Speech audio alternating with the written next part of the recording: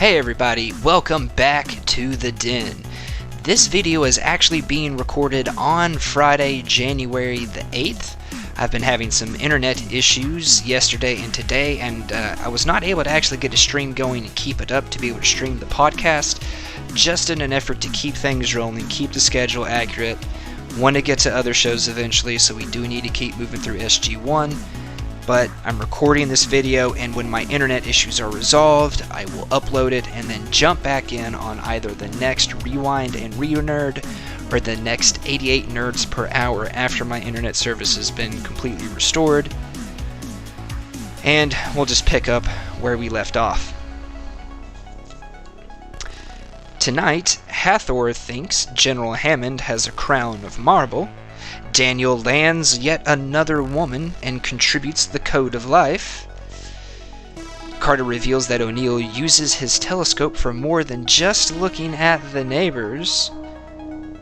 O'Neill always wanted to meet the elders. Omok thinks Earth is primitive. Carter feels like she is in a Woman Behind Bars movie. And a wild Mayborn appears. Stay tuned for more Rewind and Renerd.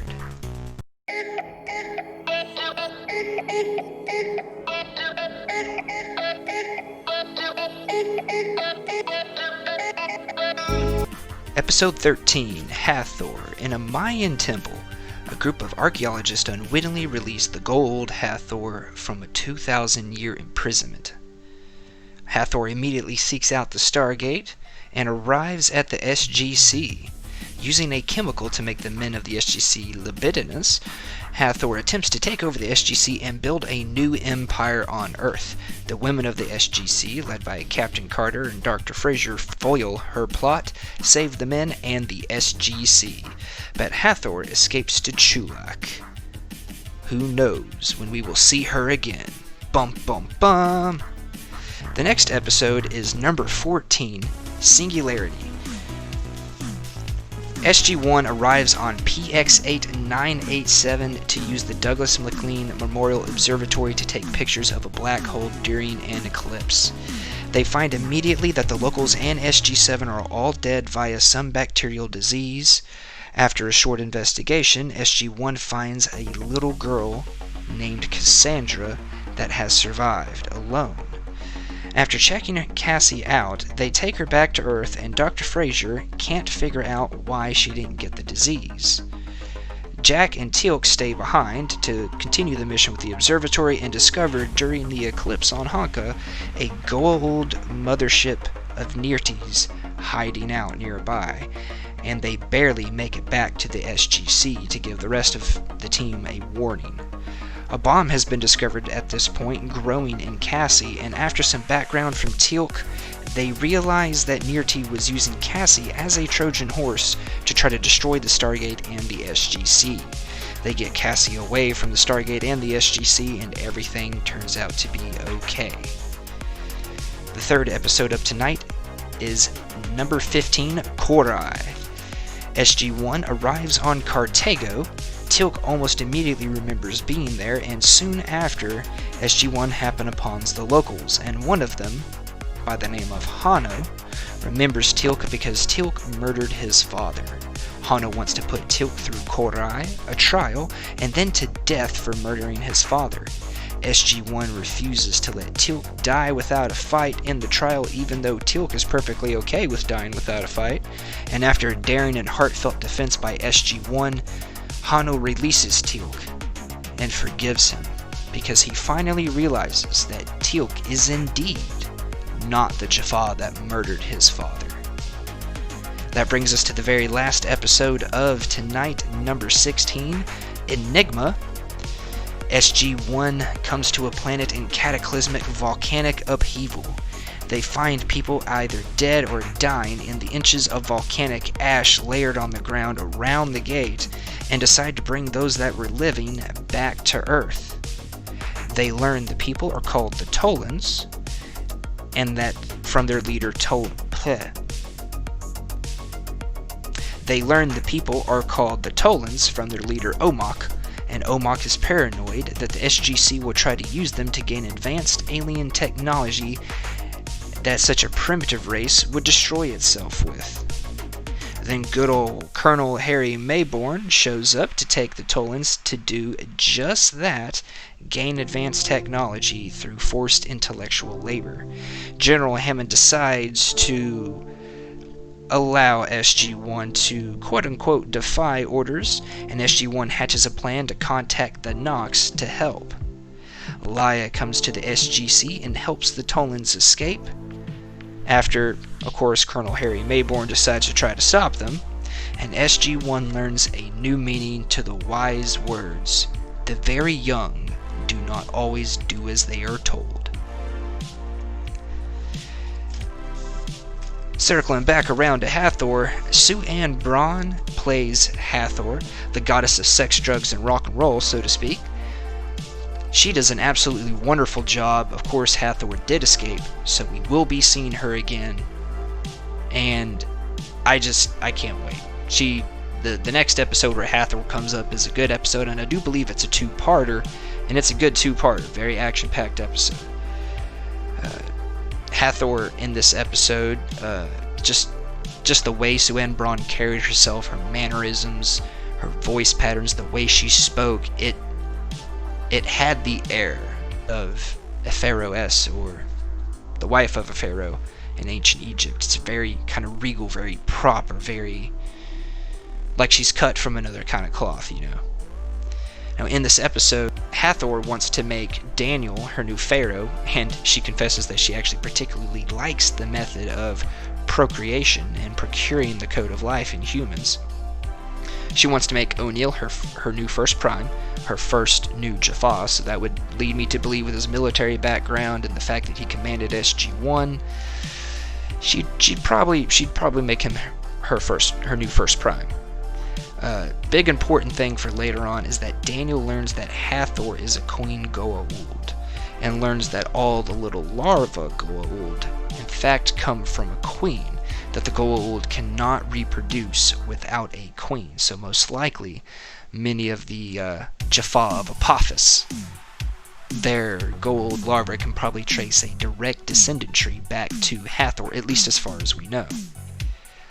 Now we will see the Queen Goa'uld come up in some more episodes later on. It is a big important point to kind of hold on to, because we'll be seeing Nigeria and who is the other one? I don't think she has a name, but you know, when we get to see Anubis and all that, we'll see a couple more of them, and that'll also be hugely important to something that happens with Jaffa much later on, the good old Jaffa rebellion.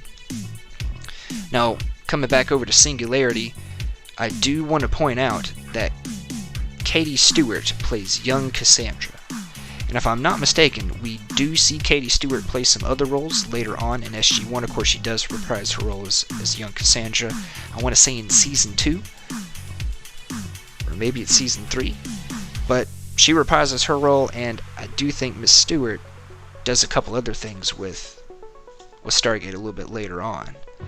I kind of liked that they had a name for the observatory. It wasn't just, Project 169, and I love how they actually had come to know the name of the planet, and they put that up with their, alphanumeric designation of PX8987.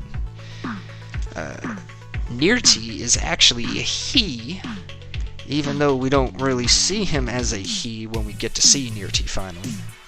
Well, in person, in the flesh, so to speak. Singularity is a very dramatic and emotional episode. It shows, I don't want to say a development, but it shows an aspect of Carter's personality that we don't get to see too very often, that sort of motherly, nurturing side. Even though Dr. Fraser does end up adopting Cassandra, of course, Sam plays like a very close aunt, someone with a very close tie. They have a very strong connection, she and Cassandra do. Not a whole lot of notes on this one. Something I really do love, one of my favorite parts of the episode is at the very end when O'Neill brings the dog and he's talking to Cassandra, and he's like, well, it's an Earth rule, every kid has to have a dog. Cassandra's like, I don't mind. I love the little dog he's got. I don't know what kind of dog that is, but that dog is just so freaking cute, man. every time I see the tail end of Singularity, I'm just like, I want to go get whatever kind of dog that is. I don't know what kind of dog that is, but I do want to go get me that kind of dog. So if you guys do know what kind of dog that is, throw it up in the comments. Let me know. I can't actually have a dog at my current place of residency, so it'll have to be in a future apartment or a house, but I would love to know what kind of dog that is. The only other big thing is that Daniel's completely baffled that O'Neill knows what an accretion disk is. That's going to circle us over to Cor-Ai. Cor-Ai, I thought, had a really good quote, and even though Justice Systems, I would like to think it is more evolved now than it was in the past, I do believe it is a kind of telling when a society bases part of their society around, you're kind of guilty until proven innocent sort of deal, not innocent until proven guilty. Daniel points out that traditionally this is the sort of judicial system that many societies had, because you have O'Neill quoting, ever heard of innocent until proven guilty, which is much more modern than this quote. Only the person who has suffered understands the pain which has been inflicted. Who else can fairly say what the punishment must be? Now, of course, with judicial systems nowadays, we've landed more towards the side of impartiality on the side of those conducting the proceedings, and that the one that is hurt, the accuser, the plaintiff, should not be the one that is in charge of a trial. Hano is played by David McNally, and we do see David McNally come up in I want to say multiple more episodes, but off the top of my head currently, as at the time of this recording, I can think of 2 other incidences clearly in my head which we will see David McNally. There might be a couple more, so do be looking out for him. He does a great job every time he comes back. I believe that's kind of why they had him be a recurring character. On the note of recurring characters, I do want to bring up Tracy Westerholm, who is a recurring airwoman throughout the first season. I do believe we see her some in the second season as well.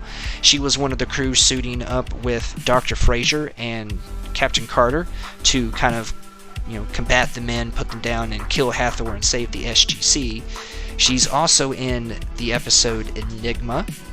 She's the airwoman that informs Colonel Mayborn that, the Tolans kind of just poof, weren't there anymore, They walked right through her. And in Singularity, I don't believe we see her come up, and I don't believe we see her come up in Cor-Ai, but we have seen her come up in a couple of past episodes. I don't have those. Can't believe I didn't actually put those in my notes for this episode, but she does appear in a couple other episodes before these 4. I just wanted to bring her up along the line of recurring characters or recurring actors, kind of like David McNally. The last episode to have notes on, and we'll see the Tolans come up in a couple more episodes. I wouldn't necessarily say that any of them are too hugely important, but the Tolans are one of my favorite kind of people. Well, I won't say one of my favorite kind of people, but they're one of my favorite alien races in SG-1. We have a couple of big heavyweights coming in here. We have Tobin Bell playing Omok, does a wonderful job, kind of old, grumpy, curmudgeon-y. He's got a good heart, and he's on the right track. His mind and his heart are in the right place, but he comes off as hugely condescending.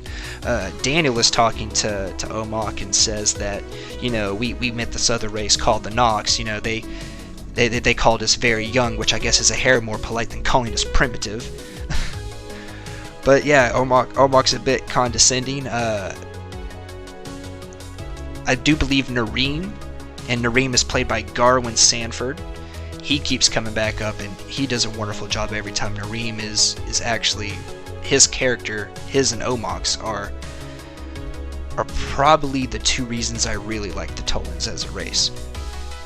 But Nareem comments to Carter that Omok can be a bit obstinate. And the last big name we want to bring in here, outside of the usual cast, of course, is Colonel Harry Mayborn, played by Tom Macbeth. Now, Richard Dean Anderson and Tom Macbeth are the two primary characters from the majority of my personal favorite episode in all of SG-1, and that is Paradise Lost. My personal favorite episode. Can't wait to get to it. Daniel points out that if not for the Dark Ages in this episode, which estimatedly held the human race on Earth back by about 800 years, that Earth might be as advanced or somewhere in the ballpark as the Tolan. Nareem falls in love with Carter, thinks she's an angel. That's a big thing to keep in mind. I do want to point out that the number of the Tolans that were saved was 10. They saved 10 Tolans from around the gate, and one of my favorite lines that Omok says, kind of as a final note, and this also to some extent shows their arrogance and smug superiority of their people, but the Tolan are aware of the gold, but they do not interact with them. General Hammond points out, well, then we have a common enemy, and Omok's like, did I speak of an enemy? No. I said we don't interact with them. Now again, I do want to apologize that this is a little different than usual. Of course, we're not going to have the discussion, we're not going to have the back and forth. These uploads, I'm not making a permanent shift to doing uploads and doing the videos like this. Something that this could be very useful for in the future is if I know I'm going to be out of town or traveling, or I've got some other obligation that needs to take precedence, I might be able to record one of these videos early, do an upload if the live stream's not going to be able to happen that week, just to kind of keep things rolling. Essentially, you're going to see this video as well as the next episode of Rewind and Renerd coming up here in a couple of days if my internet's not working. You're going to see those posted to YouTube. If my internet is working before 88 Nerds per hour this coming Sunday, I'll do 88 Nerds per hour live. Do leave comments and questions for me. What was your favorite episode tonight? What was your favorite quote from tonight? Do you have a favorite character that was featured here tonight, or a favorite race? Let me know. Who is one of your guys' favorite recurring supporting actors? Do you guys love or hate Mayborn? And of course, let me know what kind of dog that was. Thank you all for coming out tonight, and thank you for the support, especially with things not being the usual. Have a good night, and we'll see you next time.